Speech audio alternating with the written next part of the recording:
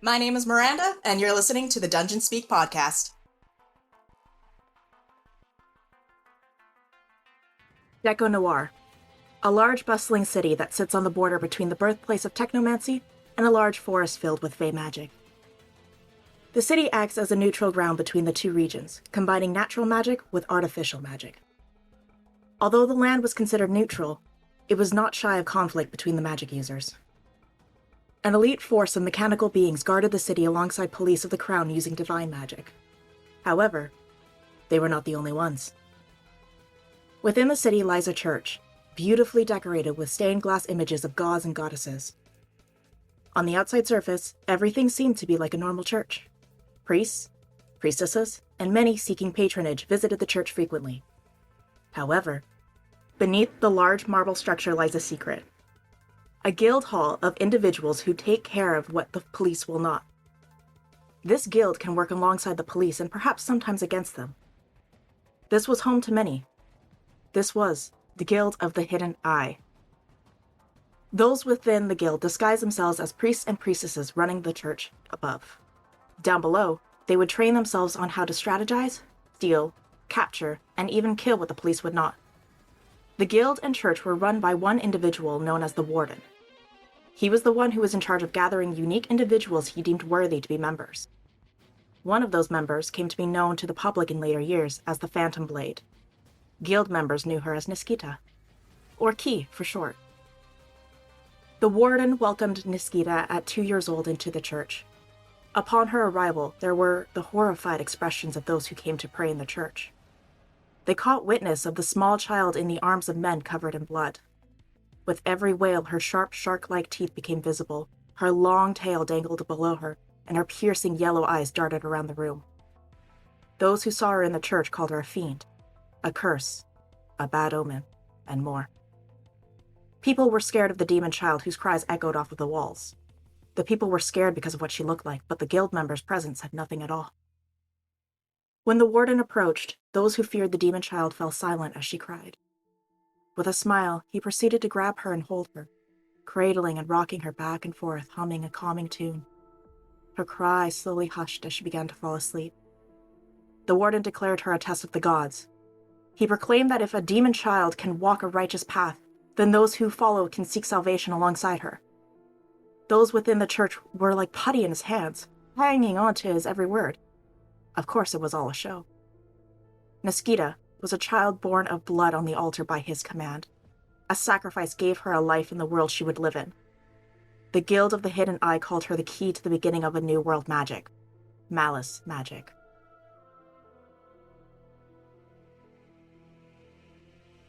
Within the church lies many mirrors. It was believed to many that the mirrors acted as a gateway between those on the mortal plane and the divine. But, for 8-year-old Naskita, they were a perfect place for her to make faces at herself. The divine maiden of the church would always catch her in the act. Unlike the warden who would scold her, the maiden would join her. She was a gentle person with a kind heart. She was the one who taught Naskita the ways of magic and connecting with the gods. The maiden was not like the others. She was a woman of pure faith and belief in the greater divine. As a child within the church, Naskita would undergo training as a priestess with her. One particular day was different from the others. Naskita, in her white robes, knelt before the statue of the goddess Junon. Her eyes were closed as she listened. She was listening for a voice to call out to her like it does for the maiden. There was nothing but silence. Every time she tried, she never heard the voice. She calmly opened up her eyes and looked up at the large statue with its angelic wings. Never gonna hear her voice, it's pointless! Now, Key, the voices of the 12 will call out to you one day. There is no need to be discouraged. You just need to have faith and believe in not only them, but yourself as well. Hera will call to you one day. Hera? Sorry, you would call her Junon in this place of worship as advised by the warden. The maiden had a warm smile and glow to her when she spoke those words. She gently caressed Naskita's cheek. My, you really are a beautiful child. She calmly edged Naskita over to one of the mirrors for the two of them to look at themselves. You ran me more and more like my daughter. I wish you could have met her. She had a beautiful singing voice. Where is she? There was a terrible accident in the woods the day you came to us. She has now crossed through the mirrors to a different land. What was her name? I named her after one of the stories from my homeland. She was my darling echo, my muse. Naskita walked closer to the mirror, placing her hand on her reflection.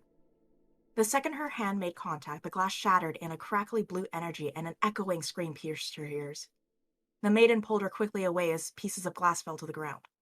Blood began to drip from Naskita's hand as the same crackling blue energy was fizzling around it. Naskita was terrified at the sight but tried hard to keep her tears in. The child needs to control that bitch magic of hers before it hurts someone else, Came the booming voice of the warden. The two of them turned around to see him standing at the doorway to the underlevel. Naskita, it is time. Come with me at once. He ordered. She followed the orders, her pure white dress now stained red with blood. She quickly turned around to see the maiden glaring at the warden. For a woman as kind as she was, the cold hatred that was emanating from her body was enough to send shivers down anyone's spine. The maiden began to pick up the glass fragments laced with Naskita's blood. However, she was not alone. There was a teenage girl standing by the now broken mirror. She wore a similar dress to Naskita's, with flowers in her braided hair. This was someone she had never seen in the church before. Sir, who is that girl over there? She looked up at him to ask. Nonsense. There's no one over there. Now quickly change out of these clothes and do something with your hand. We have work to do. Before heading down the stairs, she heard a whisper in her ear. Don't go with him. Naskita responded to the whisper to see who it was, but no one was around her. The girl by the mirror was also gone. Junon?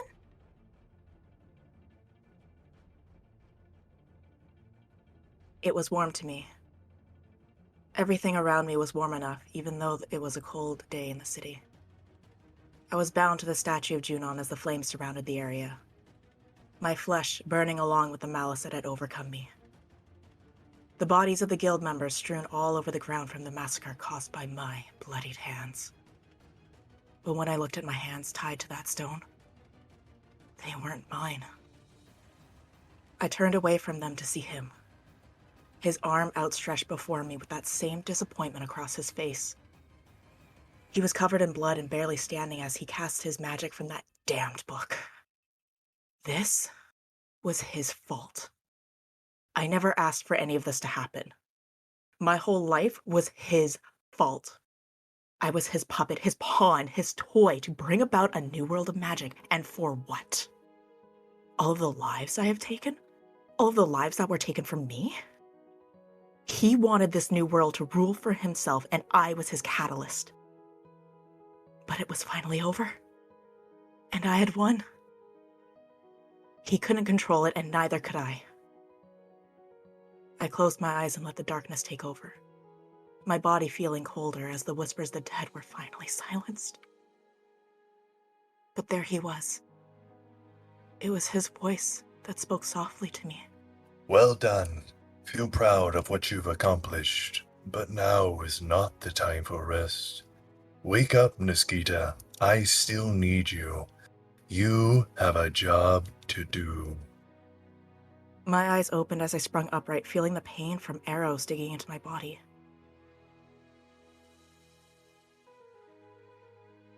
Why? What's happening to me? What's going on? I feel pain. You will never be with the divine. Where am I? Stop ignoring me. Children. You did this, didn't you? What You will have pay. you done? Listen to me. Murderer. Demon. Devil child. Listen to me. Wretched being. You deserve death. Listen!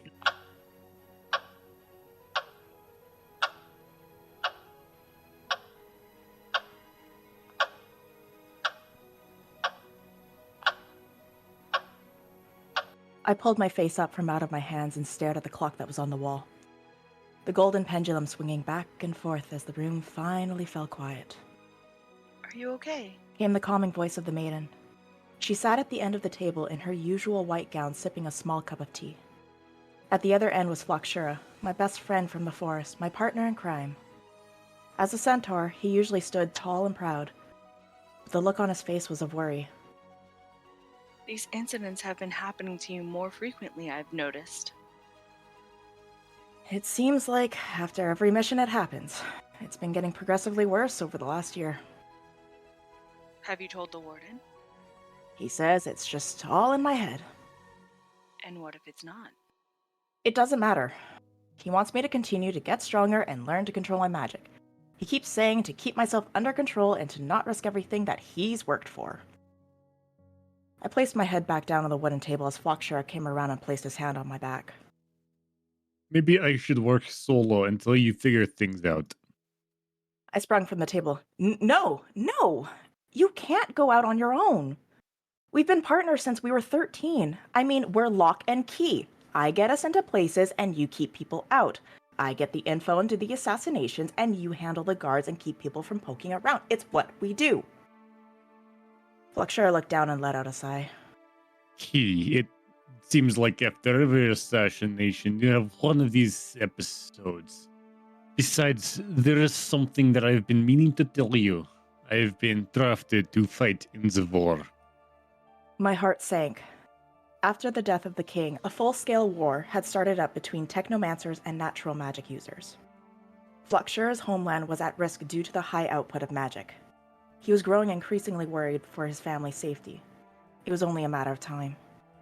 He's been talking about the war for quite some time, and I've tried to convince him to stay out of it. I was pissed off, so I stormed out of the room, slamming the door behind me. The voices started up again. They were getting louder and more aggravated the longer I walked down the hallway.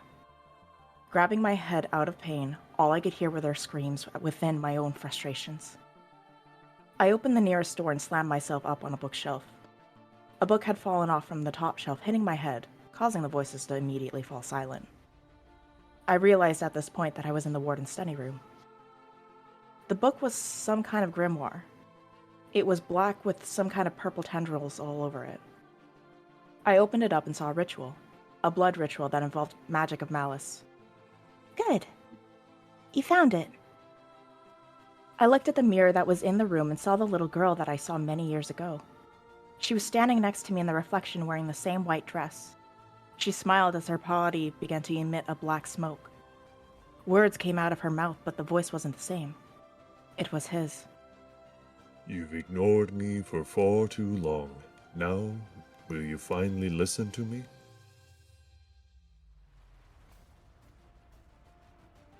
It's times like this that force me to reflect on my life. It's like reading a book. Books. I always hated books.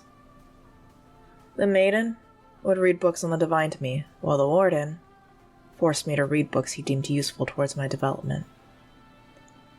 I tried to avoid books as much as I possibly could, but there was one book in particular, one that I was drawn to.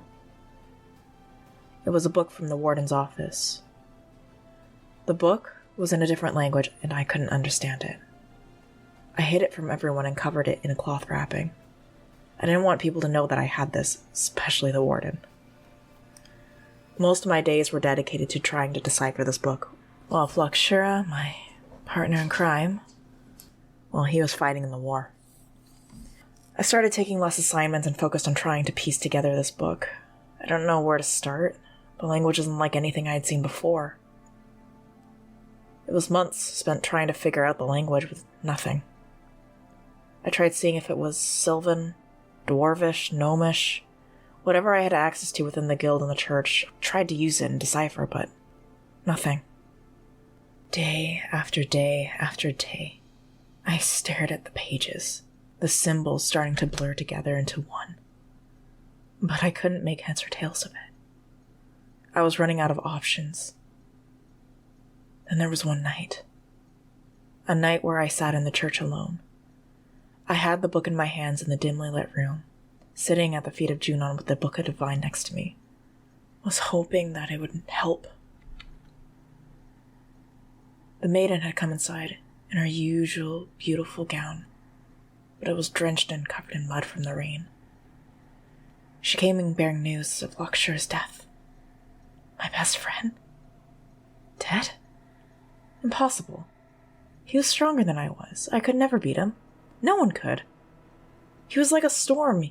He was my... I remember I I looked at her. She wasn't crying at all. Why?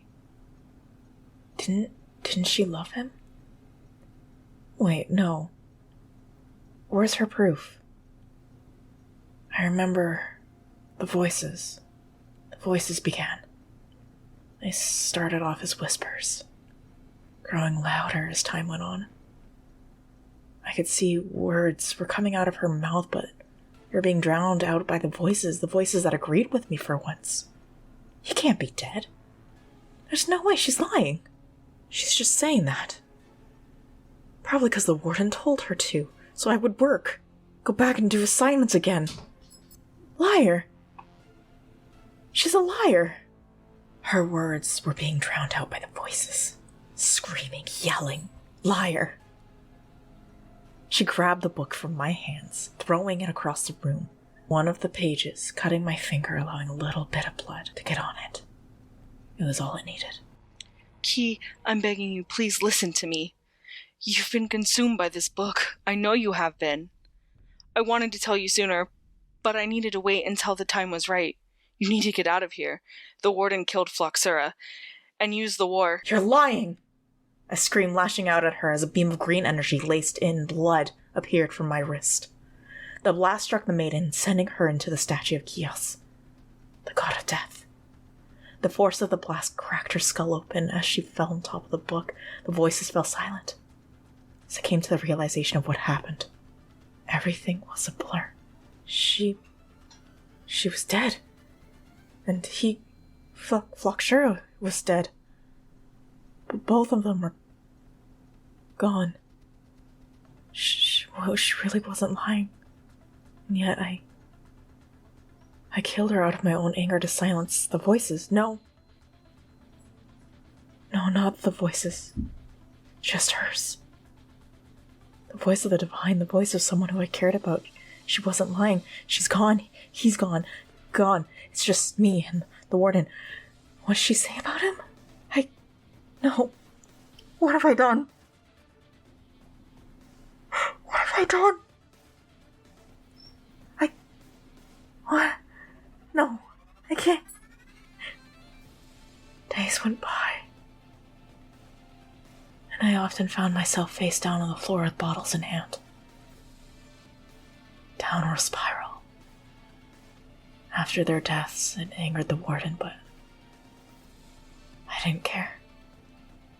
The bottles helped silence all the voices, including my own. Didn't have to listen to anyone. It even took me months to look at that book again, but it was a book that was stained with her blood. When I finally opened it up again, her voice appeared. I remember it clear as day. It was as if she was reading the book to me like she always did. The words on the pages in front of me laced in her blood. They were finally making sense. And I could read the book. The tome. His tome. A dark creature will be under your control to listen to your every order. This creature is a child of malice. It can be used as a beacon of chaos, disrupting the balances of life and death. It will connect to the spirits of the dead and those of the living, bringing fear to those who oppose you. It can create hexes, bind souls, raise the dead, and unleash horror, all at your command. In order to harness its true potential, 3 locks must be broken for it to grow and be yours. The first is the lock of the body. Strengthen the body and train it to withstand the powers that it can hold. The lock will only be broken once it's reached the right maturity, and it can begin controlling the powers within. The second lock is the lock of the mind. Bring the creature to a state of insanity. Break its mind in any way possible so that it can lose control of itself. Make it weak. Then you can break the last lock, the lock of the soul. With the right body and a broken mind, the soul can be bound to yours for you to control. It will be your puppet, answering to all commands and granting you a life of immortality with its own soul. Fail to break any locks, and the creature may succumb to its powers. A dark creature. A child of malice, a beacon of chaos, a puppet. All of these words were what outlined the path of my life. Everything that I did, everyone I loved, everything, was so that I could be the perfect beginning to his reign. I realized this after my blood had gotten onto the book and allowed me to understand the infernal scriptures. He needed to break the 3 locks for the ritual to truly work. He wanted me to be perfect in his eyes. That's why it took him so long to break the first lock. I had to train under him and the maiden to control the powers that are within and to build a strong enough body to withstand it. When the time was right, he broke the second lock. He killed my best friend using the war as his reasoning. He had ordered his men, the same ones I trained with, to kill Phloxera. The maiden was trying to tell me this before I killed her out of anger. I only learned this after finding the plans in his office. I was already in pain, but then I was drawn to pure rage. Emotions swelling within me, causing me not to think straight. I ripped the pages of the ritual out of the book and shredded them. The voices in my head, the same voices of all of those I had killed, were screaming as the world felt like it was spinning. I was created to kill and be controlled. Those I cared about were killed because of me, so that I can be the monster he wanted me to be. The voices were right to call me a demon, or a devil child. But through those voices eventually came a voice I wanted to hear the most. It was his voice at last. His voice had been there since the very beginning. I was stupid to ignore him for the longest time, but not anymore. I began to listen to him more and more after finding the book that started it all. He told me I had a purpose beyond what that stupid book said. I had a meaning to my life, a gift, and he didn't want to see it go to waste. I didn't care anymore, and only wanted to kill the warden for all of the pain and suffering he caused me. I didn't want the warden to succeed in his plans. I wanted him and all others involved to pay for the lives I had taken and those that were taken from me. The voice in my head told me that they could make it happen. All I needed to do was ask. And so I did. The start of the pact was made and the final lock was being broken, binding my soul to the being that had its eyes on me for my whole life.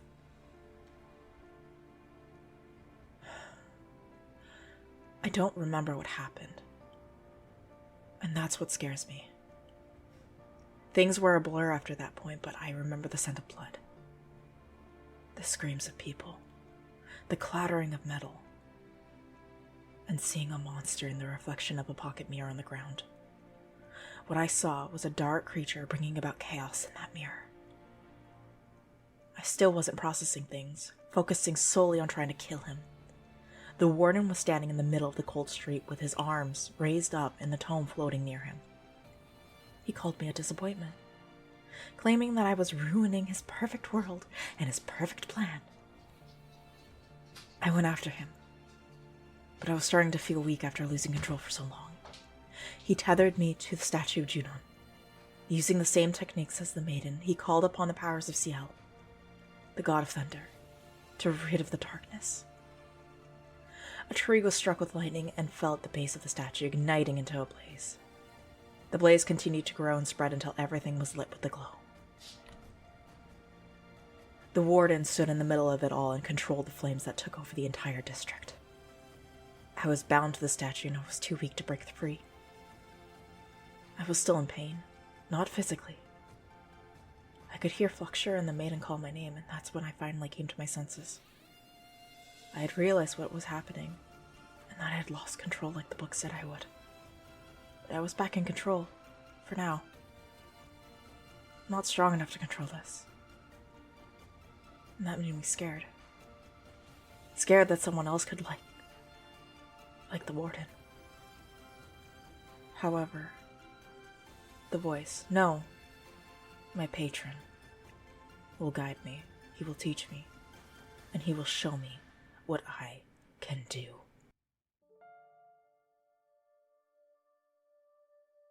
Go proceed, please. The person we were trying to track was in. It was some kind of dog. Yes, go ahead. Un momento, por favor. I love this game so much. He's Christ, so, dog. Yeah, so loud today. Hi, baby girl. Hi, you just want attention. Hello. I can hear the tail. Container. Please go webcam. this is going on our TikTok. Oh, happy dog. Oh,